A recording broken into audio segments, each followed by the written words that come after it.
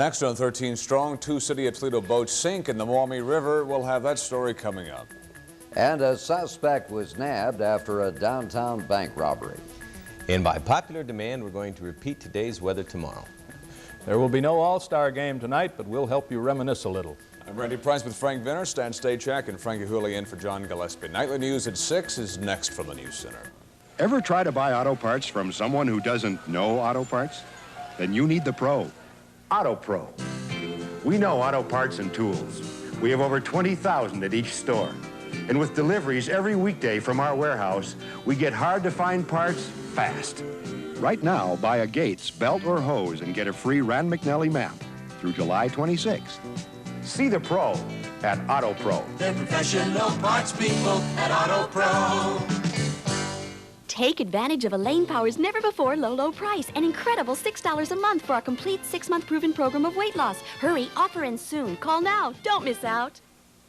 This doesn't taste like a light beer to me. I like the taste of it. Genesee Light tastes so good, you won't believe it's a light beer. I just can't believe it's a light beer. 13 Strong.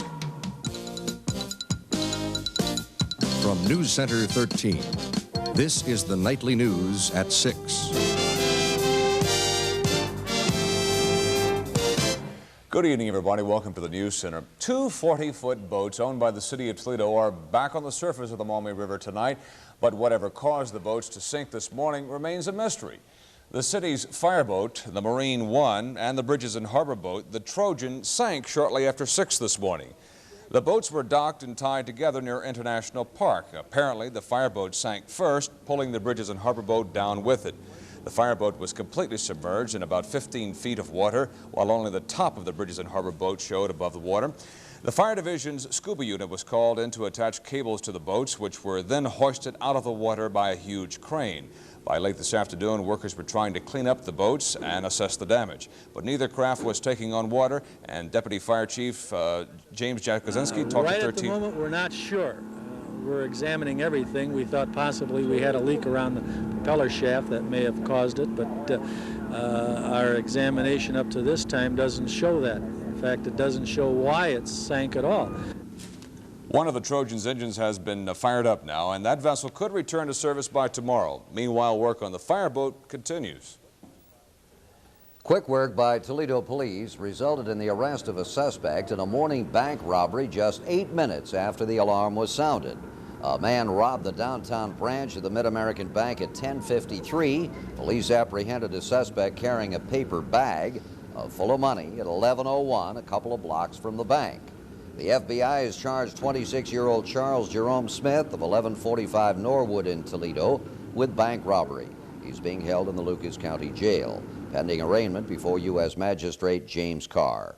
Conviction in the bank robbery charges carries a 1 to 20-year prison sentence. Smith was unemployed. Now, this update from our regional unit. 8 crew members of a Canadian fishing boat seized yesterday in Lake Erie will be arraigned in Vermilion Municipal Court tonight. All 8 posted $800 bond this morning and were freed from jail. The Ohio Division of Wildlife arrested the crew after seizing the boat in Ohio's portion of Lake Erie yesterday morning.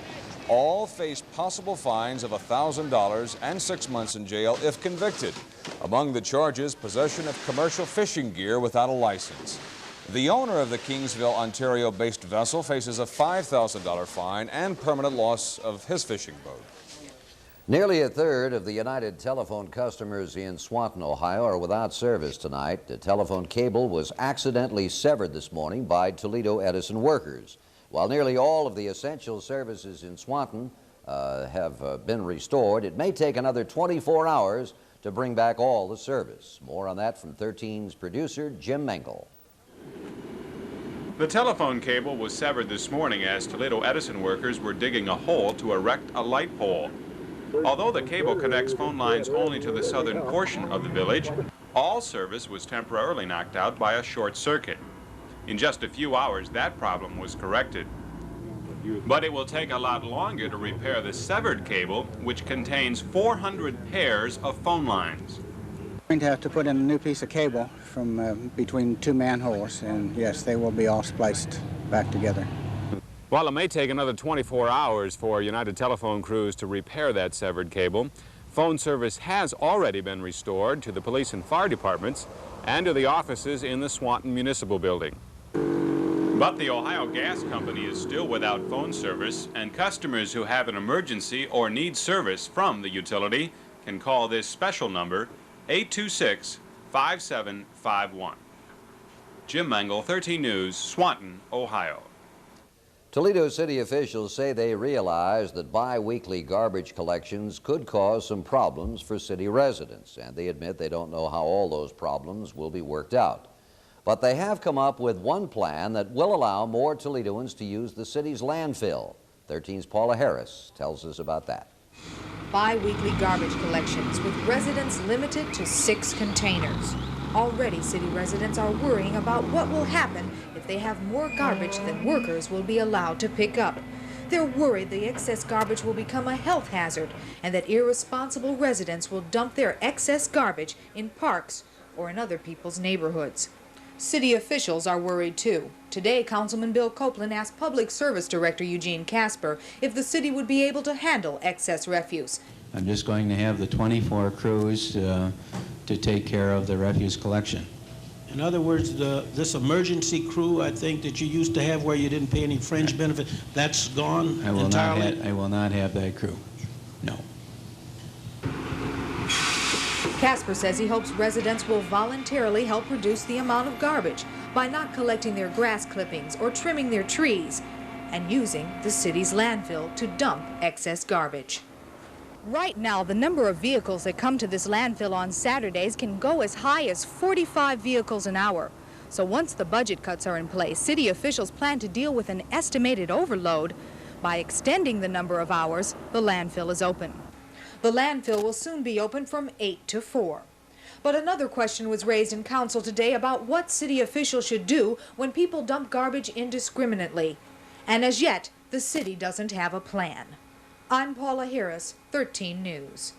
Just as a bit of comparison, there were those on Monday who were glad they were working indoors in air-conditioned buildings.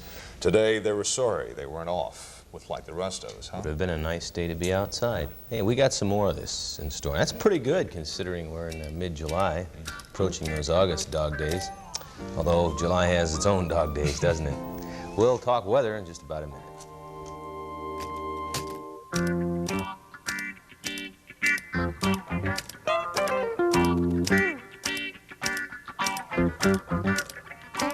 Most people who read newspapers and magazines don't ask for much.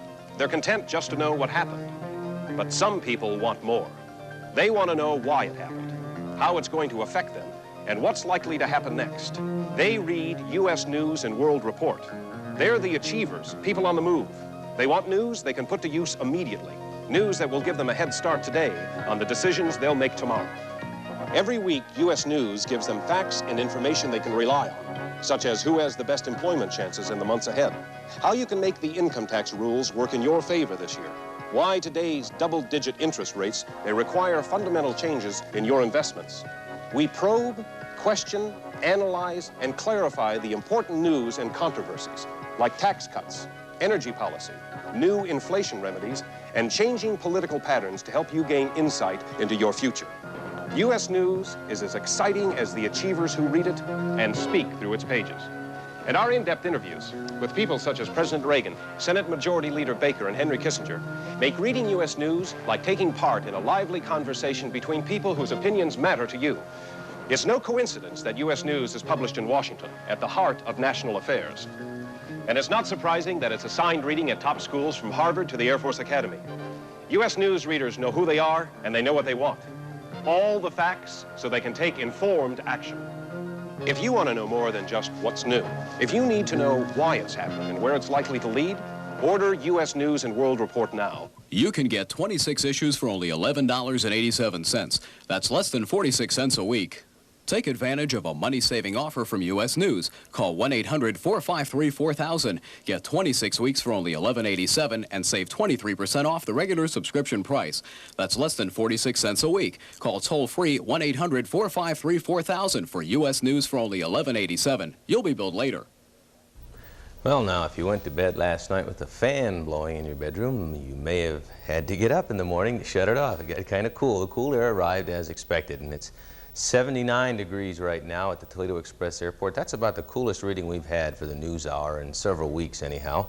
79 is 26 on the metric Celsius scale. And check out the humidity as well, 36%. That's quite comfortable. Northeast wind, 8 miles per hour. And the barometer reads 29.99 inches of mercury, and it's steady. Let's take a look at some animated satellite photography from today. Notice a lot of cloudiness with another frontal system moving through the Rockies right now. A lot of moisture streaming up off the Pacific by way of Old Mexico, and that's resulting in showers and thunderstorms today. Meanwhile, a weather system that brought the cooler air last night sinking southward and taking clouds and thunderstorms with it. This was about as of 8 o'clock this morning, and you can see some cloudiness also rolling through Minnesota and Wisconsin, which have developed into thunderstorms today. But the clouds seem to diminish over Michigan, northwestern Ohio, northern Indiana as cooler air indeed spreads southward. Here's our almanac for today. High temperature, well, it was only 80 degrees, 4 degrees below, and I like to use that word, below the normal high for this date in July. And last night, the low temperature reached 62 degrees, and I believe we should even surpass that for a cool night ahead. Normal on this date is 61 degrees. And it's been dry. No precipitation recorded today at Toledo Express Airport. In fact, none really within most of Ohio and throughout lower Michigan and northern Indiana. Pollutant Standard Index today, ozone the major pollutant, but we had good air quality. So all in all, a nearly ideal day. Sunrise time tomorrow morning at 6:14. Sunset will occur at 9:08, and that's about 2 minutes less daylight for the 15th of July. Well, the high temperatures today, at most, upper 80s and a few low 90-degree readings, but then we're in southern Ohio and southern Indiana. Around this region, temperatures barely struggle to the low 80s, and wind speeds kind of brisk at times out of the northeast, moving off a relatively cooler Lake Erie, and that kept the temperatures down. Also some Canadian air filtering down from the south. No nasty weather to report anywhere today, although a few thunderstorms will begin approaching the region, but not until late tomorrow night. The controlling weather feature is a nice, pleasant, high-pressure system, a Canadian high-pressure system, still in southern Canada, and it's resulting in a northerly through northeasterly wind flow, keeping most of the Great Lakes on the dry side and on the cool side. That should control our weather for the next couple of days, although we do see that that frontal boundary that brought the cooler air hasn't really sank too far, and it's not going to either. It's kind of waiting poised out there to come back at us. I see a warm day ahead for Friday, but still not hot and muggy. Warm because this frontal system is going to begin to approach our region. So the next shot at some precipitation could come as early as tomorrow night with just an isolated thunderstorm popping up. But I expect most of that activity to be in Indiana, western Michigan, and Illinois because it's a slow mover. But by Thursday and into Friday then, we should have a better chance of a few scattered showers or thunderstorms around the region. But I want to emphasize that the predominance of our weather is going to be near normal temperatures and on the dry side. The system's working itself real slowly throughout the Rockies, as we saw in satellite pictures where the heavier storms are occurring. No new weather systems working into the northwest coast. So it looks like as we go into the latter stages of the weekend, in fact, the bulk of the weekend at this point does look to be dry. My forecast for the region tonight, skies will be mostly fair and temperature conditions will be cool. We should bottom out with a low around 56 degrees. And in the background, we're looking at the flags of International Park. For tomorrow around the region, including Bono, Toledo, and Monroe, Michigan, sunny in the morning, turning partly cloudy in the afternoon. Just a slight chance of a thundershower late in the day. High tomorrow, low 80s, and the low tomorrow night near 60. Now here we're looking at Thursday. Partly cloudy, a chance of a few afternoon or evening showers or thunderstorms, but basically a partly cloudy day. A high, not too warm, still around 83 degrees. Fair weather for the lake and bay tonight and tomorrow. Winds tonight, north through northeasterly, 10 to 20 miles per hour. Wave heights 2 to 4 feet. And for tomorrow, winds shifting more easterly, 10 to 15 knots, and wave heights 1 to 2 feet. Incidentally, the lake temperature off of Toledo is 78 degrees. And my 3 to 5 day outlook, Friday through Sunday, well, partly cloudy again Friday and Saturday. A chance of an afternoon or evening shower or thunderstorm Friday, early Saturday, then fair weather for the balance of the weekend. Warmest day Friday, cooling off into the low 80s again for the weekend. Going to be nice for a while. I would classify it as a nice period coming up. Thank you, Stan. We'll be right back. Please stay tuned.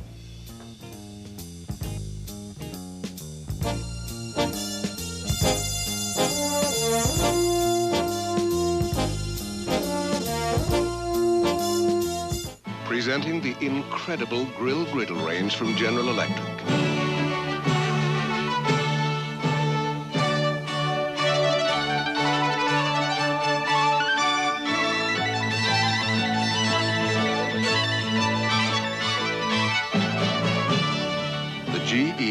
griddle range.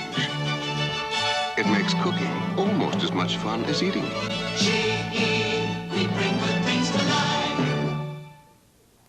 Now McDonald's introduces the Great Muppet Caper Glasses. Get a different glass each week with all the driving excitement and explosive drama and uplifting merriment of the new Great Muppet Caper movie. There are 4 terrific glasses, a new one every week, each at a special price when you buy any medium-sized soft drink at McDonald's. So don't be left hanging without a glass. Catch a different one each week when you drop in only at McDonald's. South Toledo, we have arrived. It's the newest Wood & Water at Southland Shopping Center. Now there are 3 great stores in Toledo where you can buy unmatched comfort. Shop Wood & Water, Miracle Mile, the new Southland, or Northwood Plaza at Woodville Mall and get great savings on sheets, spreads, selected bedroom suites, and more. Shop Wood & Water, Miracle Mile, the new Southland, or Northwood Plaza at Woodville Mall. You'll get into bed with quality every night. Everybody's always telling you how to clean things. Your hair, your nails, your sink. Anybody ever tell you how to clean an ear? Well, I'm gonna tell you. First, find an ear. Now grasp a nice, soft Q-tip swab firmly. Stroke gently. Careful, only on the outside. Ah, soft. Oh, and remember, never put anything inside your ear. Except your elbow. A few months ago, the Lucas County auditor warned that some county departments were in danger of payless paydays at the end of this year. Now he says if the current trend continues, the salary accounts should end the year in the black. Brenda Hines has more. In April, Lucas County Auditor Dan McNamara projected deficits in the salary accounts of 11 departments amounting to $250,000. That added up to an overall deficit of $115,000. After half of the county's pay periods for the year, McNamara says the picture is a little brighter. There are 19 different accounts which would show a deficit there. When you add in the plus side, it shakes out to be a $62,000 deficit overall. Most of the projected salary deficits are in the court system, including juvenile court, adult probation, common pleas court, and domestic relations. Common pleas court Judge Melvin Resnick says McNamara's projected deficit for common pleas court is about $16,000 too high. Judge Resnick says it will be close, but with money transferred from other funds in his department, the salary deficit should be covered. The way it looks right now, because of other line item accounts, we may not even be in deficit there. I do not know how Mr. McNamara is coming up with that deficit for our particular department. I do not think he's taking into consideration other line item accounts where there may be some monies left over and, of course, could be switched at the end of the year. McNamara says this year's budget will continue to be very tight, but with caution and restraint, the county should be able to end the year in the black. But even more belt tightening will be necessary next year. The commissioners have totaled the budget requests from all the departments. They add up to $7 million over this year's budget level. Brenda Hines, 13 News reporting. Owens, Illinois announced today that they have reached an agreement in principle to sell major segments of their Lilly Paper Products division to an undisclosed buyer, although OI will preserve 300 Lilly jobs in the Toledo area. Chief Executive Officer Ed Dodd said the sale is part of OI's continuing program of reassessing company objectives and subsidiaries as it looks toward the future. Frank? Well, with John Gillespie away, Frank Yahuli is here tonight, and I guess we'll do a little reminiscing, right? Look Frank? at some real ball players. Sounds good. We'll be right back.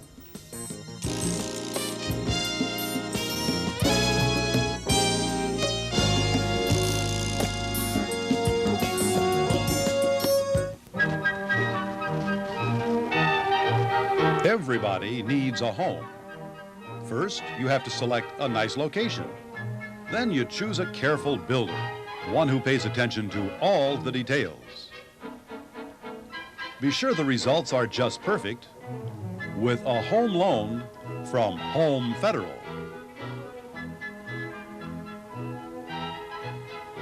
And then you'll be sitting on top of the world. DOC and the science of sight. Examination by doctors of optometry. Correction with precision ground glasses, the latest innovations in contact lenses. Style, advice from DOC's optical stylists. Selection from thousands of frames. And right now, DOC will take $20 off the total price of any pair of prescription glasses. DOC, examination, correction, selection, and style. Anything less isn't enough. People will make up any excuse to get to Highland's Wednesday only sale. Boss, I won't be in today. No, see, the wife won't start, my car's sick. Because Wednesday only, everything in every Highland store is on sale. Like this RCA 25-inch color console TV, just $477. Save $122. But remember, it's Wednesday only. Mr. Finch, please. Hello? George won't be in today. He's got a very bad cold. Who is this? This is my wife.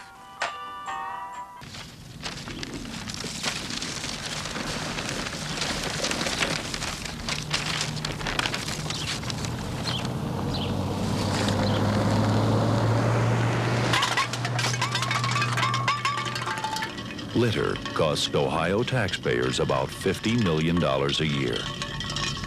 Hey, Ohio. Want to save about $50 million? Join in. Clean up Ohio, literally. This is All-Star Week in Cleveland, and the festivities are going ahead as scheduled. All of them, that is, except the main event. There will be no All-Star baseball game in Cleveland Stadium tonight because of the players' strike, which is now in its 33rd day. We do have a report from Gary Stromberg of our sister station, Channel 8 in Cleveland, about the last time the Indians hosted an All-Star game. The All-Star Game was last held here in Cleveland back in 1963. The top players in baseball slugged it out at the stadium in front of 44,000 fans. Willie Mays of the Giants was the hero of the game. He stole 2 bases, knocked in 2 runs, and scored 2 runs. The National League won the game 5-3. I was 13 years old back then, and I really got excited about the All-Star Game. I grabbed this autograph book and headed downtown to see if I could collect some All-Star autographs. I did pretty well. Harmon Killebrew, Elston Howard, and Joe Torre were among those who signed the book. But the most cherished signature I got was from the legendary Casey Stengel. Casey was manager of the lowly Mets back then. When I told Casey I was batting .700 in the Cleveland Heights Little League, he invited me to go back to New York with him and play for the Mets. A writer for the Cleveland Press overheard our conversation, and the next day he wrote about it in the paper. It was quite a thrill for a 13-year-old kid. It's too bad kids won't be able to experience similar thrills this year. Because of the player strike, it looks doubtful there will be an All-Star game here this year. Things were a lot less complicated back in 1963. For TV 13, this is Gary Stromberg in Cleveland. Jim Palmer made an interesting observation today. The big right-hander for the Baltimore Orioles told a reporter that if the strike isn't settled within the next 2 weeks, it would be senseless to resume play. Just cancel the remainder of the season, he says. The very first Major League All-Star game was played on July 6, 1933 in Chicago's Comiskey Park. Here are some of the highlights from that game 48 years ago. The very first All-Star game took place in Comiskey Stadium, the American League Park in Chicago in 1933. Managing the American League team was Connie Mack of the old Philadelphia A's in the dugout with his street clothes and his ever-present scorecard. Third inning of the ball game, Lon Warnke of the Cubs pitching for the National League. Babe Ruth of the Yankees delivered what the crowd wanted to see, one of his patented home runs. Charlie Gehringer was on base and scored ahead of the Babe, and the American League had a 3-0 lead. It was not a good day for John McGraw of the Giants, who'd come out of retirement to manage the National Leaguers, as the American League went on to win it 4-2. Jack O'Rourke, NBC News, reporting.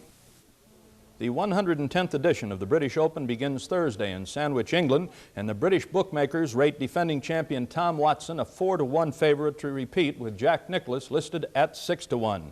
Both players have won the tournament 3 times. The only American to have won it 4 times, the legendary Walter Hagen.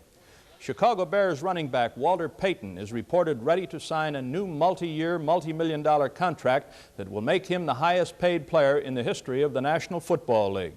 In an interview with ABC Radio Sports, Payton's attorney, Bud Holmes, said the Bears star will sign the new agreement within the next 48 hours before he reports to the club's training camp.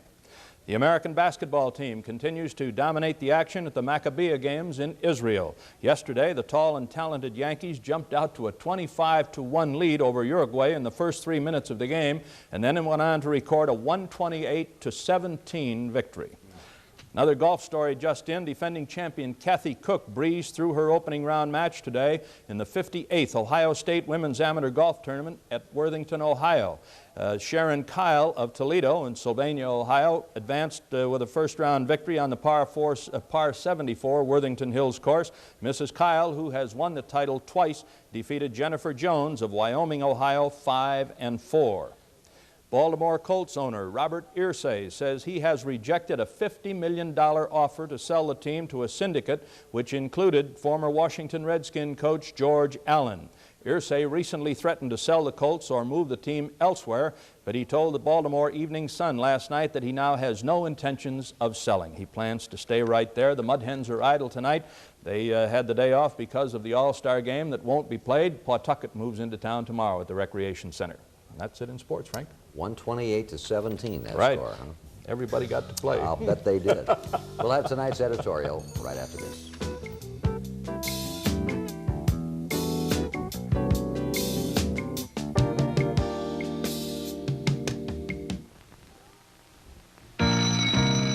Start out his day in a special way. Be there at 3 on the dot. Put in new ribbons when you braid her hair. Little things mean a lot. The little things I do for my family really do mean a lot. So I care about everything that touches our lives, like white cloud. White cloud? Uh-huh. I can't buy a softer bathroom tissue. So? Well, white cloud's more than soft. It's made of 2 full, fluffy plies. And you know 2 are more than 1. And watch this. See? Wow. White cloud's the most absorbent. Softness, fullness, and absorbency. They're all little things that add up to white cloud quality for this family. Mom. White cloud, because little things mean a lot. A new era in savings is dawning at First Federal Savings of Toledo. The ceiling on the 30-month Small Saver Certificate, or Fed 30, will be removed. First Federal will pay a rate that is tied to the rate on comparable Treasury securities, a rate 1/4% more than commercial banks. We suggest you deposit to your passbook account now, and then on August 1st, your funds will be transferred without penalty immediately to the higher-paying certificate. A new era in savings will dawn August 1st, and that's why people call us the Savings Place.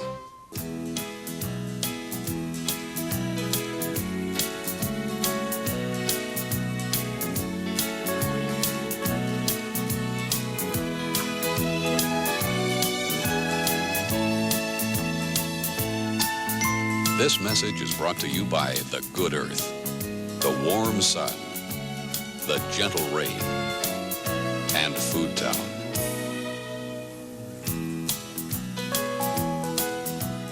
More than 260 additional city employees will be laid off at the end of this week, and refuse collections will be trimmed to every other week starting next Monday.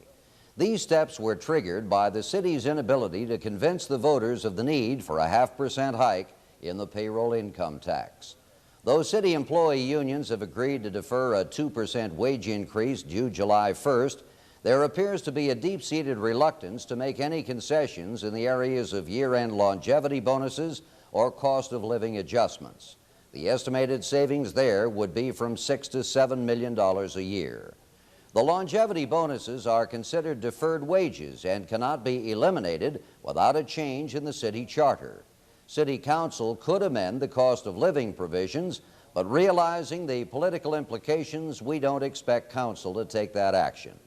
In our view, both questions must be resolved if there is any hope of winning voter approval of more tax funds in the future. Recognizing the dilemma, Mayor DeGood is suggesting that both issues be placed directly before the voters this fall.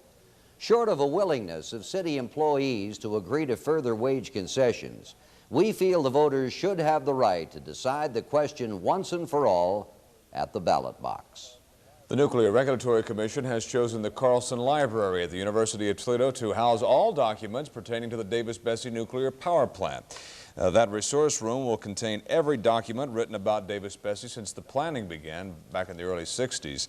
The document room now contains news articles about Davis Bessie, generic reports about the nuclear power industry, legal decisions on nuclear energy production sites, and the 16 to 18 volume license for Davis Bessie.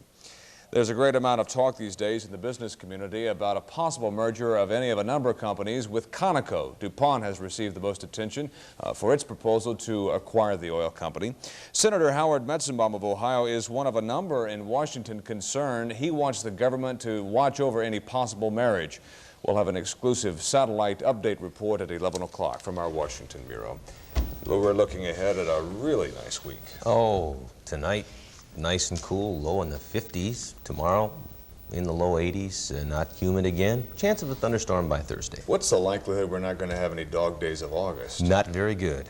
I wouldn't even hesitate to make a forecast. Oh, yes. But for the meantime, we're going to enjoy. We'll have an update on the news, sports, and weather at 11 o'clock right here in the News Center. We hope you can join us then. We continue in seconds from NBC.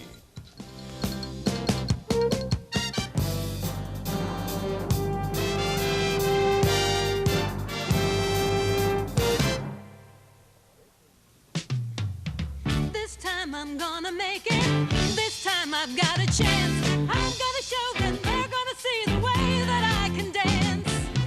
It's so hard, but when the hard part's through, that's when I go for something easy, like A and W. Nothing so smooth as A and W. Nothing so smooth as A and W.